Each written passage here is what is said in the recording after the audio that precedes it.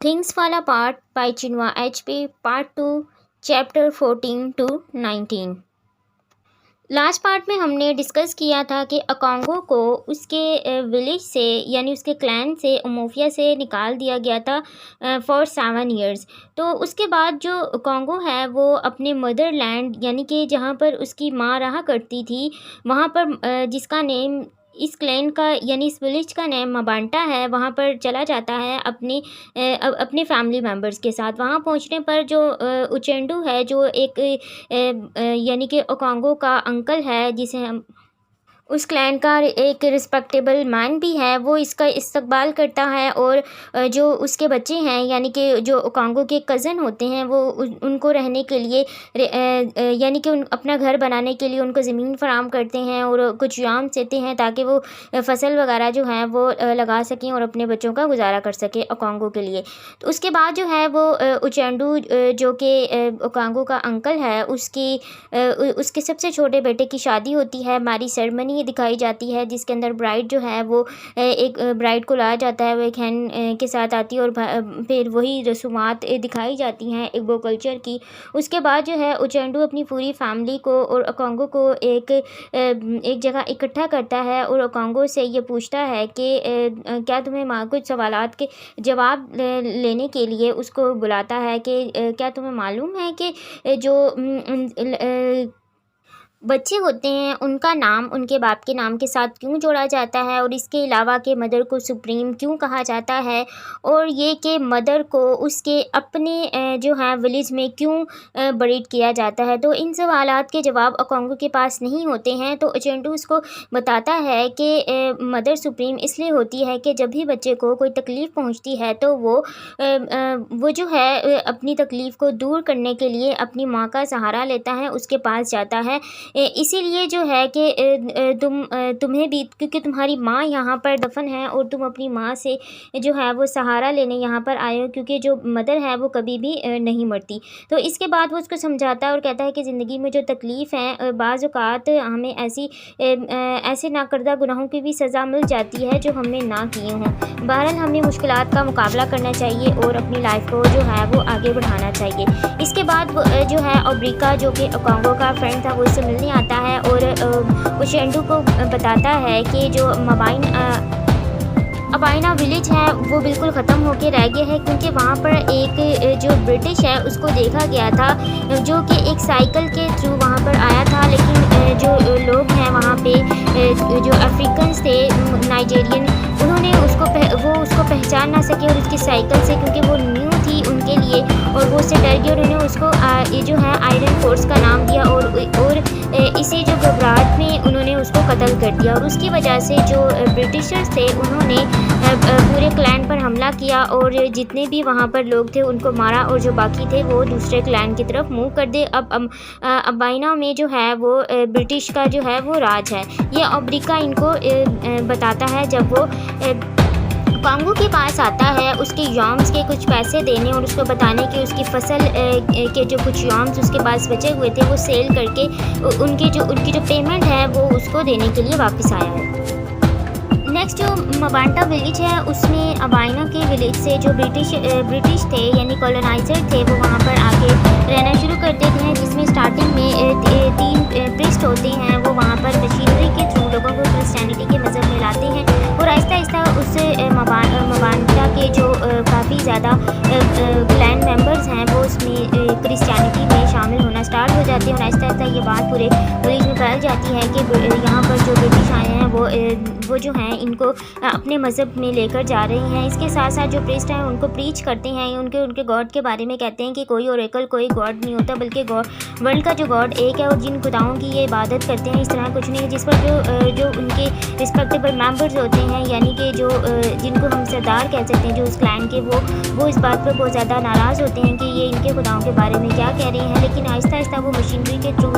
है वो डिफरेंट लोगों को जो है अपने मज़हब में लाना स्टार्ट कर देते हैं और जो ओकांगो का बेटा है नोआए वो भी इनकी प्रीचिंग सुनता है और इनके इसके बारे में क्रिश्चियनिटी के बारे में सुनता है और उसको ये मज़हब अच्छा लगता है और वो आहिस्ता आहिस्ता उस मज़हब के अंदर शामिल होना स्टार्ट हो जाता है। और जब वो उमोफिया जाता जाता है वहाँ पर। ओब्रिका उसको वहाँ पर देखता है कि ब्रिटिश ये क्रिश्चियंस के साथ, तो वो वापस आकर जो है वो उनको इत्तला करता है कि ओकांगो को कि उसका बेटा जो है वो उसने क्रिश्चियन मज़हब जो है वो अडॉप्ट कर लिया। इससे पहले जो है वो नोआई को उसके अपने जो कज़न हैं उसने उसको देखा था कि वो किस तरह चर्च में बैठा हुआ है और वहाँ पर और वो किस तरह उनकी प्रीच सुन रहा है। इसके लिए उन्होंने यहाँ पर एक चर्च उन्होंने बनाना था, जिसके लिए वो इनके पास आते हैं और चेंडू और डिफरेंट जो और रिस्पेक्टेबल मेंबर्स होते हैं कि हमें चर्च के बनाने के लिए कुछ ज़मीन चाहिए, और जो वो नहीं देना चाहते हैं। लेकिन बहरहाल उन्होंने यहाँ पर आने पर अपना कुछ एक लॉ सिस्टम इन्फोर्स करवाया था कि अगर कोई भी जो इग्बो सोसाइटी का मेंबर है वो किसी भी ब्रिटिश को मारेगा तो उसको जो है वो मौत की सज़ा दी जाएगी। तो इसकी वजह से वो इस तरह का कोई भी जो है वो एक्ट नहीं कर पाए। लेकिन उन्होंने ये डिसाइड किया कि जो इवल फॉरेस्ट है, यानी कि इनके जो है मज़हब में ये चीज़ थी कि जो लोग बुरे काम करते हैं उनको इवल फॉरेस्ट के अंदर ये जो दफना दिया करते थे, यानी फेंक देते थे, तो वो जगह जो है हम इनको चर्च के लिए देंगे तो कुछ ही दिनों में जो वहाँ पर विचेज़ हैं उनके थ्रू ये वहाँ से भाग जाएंगे। लेकिन जो ब्रिटिशर्स हैं उन्होंने उस ज़मीन को वहाँ पर अपना चर्च बिल्ड करना स्टार्ट किया, और इस देखते ही देखते जब उन्होंने अपना चर्च कंप्लीट कर लिया और मोबांटा के जो लोग थे वो इस बात पर हैरान हुए कि जो इवल फॉरेस्ट हैं उन्होंने इनको क्यों नहीं कुछ कहा, और ये इनका जो चर्च है वो मुकम्मल तामीर हो चुका है। जब ओकांगो को पता लगता है कि जो उसका बेटा वहाँ पर चर्च में उनसे प्रीचिंग सुन रहा है, तो वो उसके वापस आने पर उसको बहुत ज़्यादा बीट करता है, और उसकी वजह से जो है वो वहाँ से हमेशा हमेशा के लिए नोआई जो है वो अपने घर को छोड़कर चला जाता है। नेक्स्ट जब वो लोग जो है वो चर्च बना लेते हैं तो उसके बाद जो और लोग मबांटा के हैं वो क्रिश्चियनिटी में शामिल होना स्टार्ट हो जाते हैं। और इसी तरह दो ऐसे लड़के जिनको ओसी कहा जाता है, ये ऐसे लोग होते हैं इग्बो कल्चर के अकॉर्डिंग जिनको सोसाइटी से एग्जाइल कर दिया जाता है, जिनको किसी भी किस्म के राइट्स नहीं दिए जाते, ना तो वो आम लोगों के साथ बैठ सकते हैं, खा सकते हैं, और ना ही किसी भी कस्टम में जो है वो उनके साथ पार्टिसिपेट कर सकते हैं। ऐसे लोगों को वो ओसी कहते थे। तो ये दो लोग थे जो क्रिश्चियनिटी में शामिल हुए, और ये बहुत जो है वो इन्होंने क्रिश्चियनिटी को इस हद तक कबूल किया कि वो जो है एक पक्के क्रिश्चियन जो हैं वो बन गए। और इनमें से एक जो लड़का है वो जो इनके इग्बो कल्चर का इनका एक गॉड होता है जिसका नाम पाइथन होता है, जिसको यानी कि स्नेक उसको मार देता है। और इस पर जो है वो बहुत ज़्यादा जो है वो बहुत ज़्यादा गुस्से में आ जाते हैं और बहुत ज़्यादा एंग्री हो जाते हैं कि उन्होंने उनके गॉड को मारा। अब वो गॉड जो है वो उनसे बदला लेगा। इनफैक्ट हम उनसे बदला नहीं लेंगे बल्कि गॉड उनसे खुद बदला लेगा। और कहा जाता है कि काफ़ी अरसे के बाद वो लड़का बीमार होकर जो है मर जाता है, और जिसे वो कहते हैं कि हमारा बदला हमारे गॉड ने अपना उस लड़के से खुद ही ले लिया। बहरहाल उसके बाद ईस्टर जो है वो फेस्टिवल आने वाला होता है। इसके लिए उनको डेकोरेशन के लिए कुछ चीज़ें चाहिए होती हैं, जो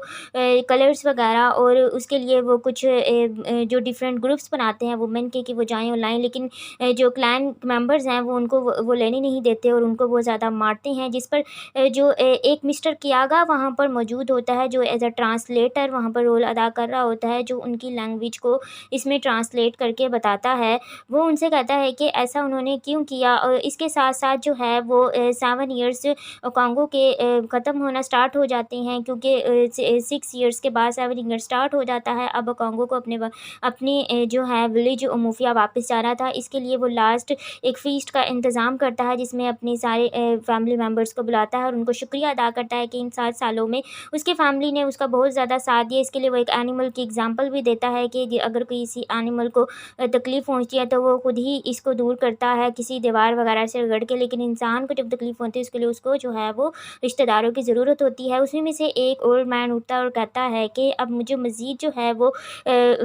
आगे ख़तरा जो है नज़र आ रहा है कि हमारा जो एक यगानगत का एक सफ़र था वो अब मुझे ख़त्म होता नज़र आ रहा है। और इसके बाद उन सबका शुक्रिया अदा करता है, ओकांगो का शुक्रिया अदा करता है कि वो बहुत ज़्यादा बड़े दिल का मालिक है। और यहीं पर जो है वो पार्ट 2 एंड हो जाता है। नेक्स्ट अब हम पार्ट 3 यानी कि लास्ट पार्ट डिस्कस करेंगे कि फ़ाइनल जो है ओकांगो के साथ क्या होता है और वो किस तरह खुद को सर्वाइव करता है या नहीं करता, या वो इनको एक्सेप्ट कर लेता है ब्रिटिशर्स को अपने ओमोफिया में।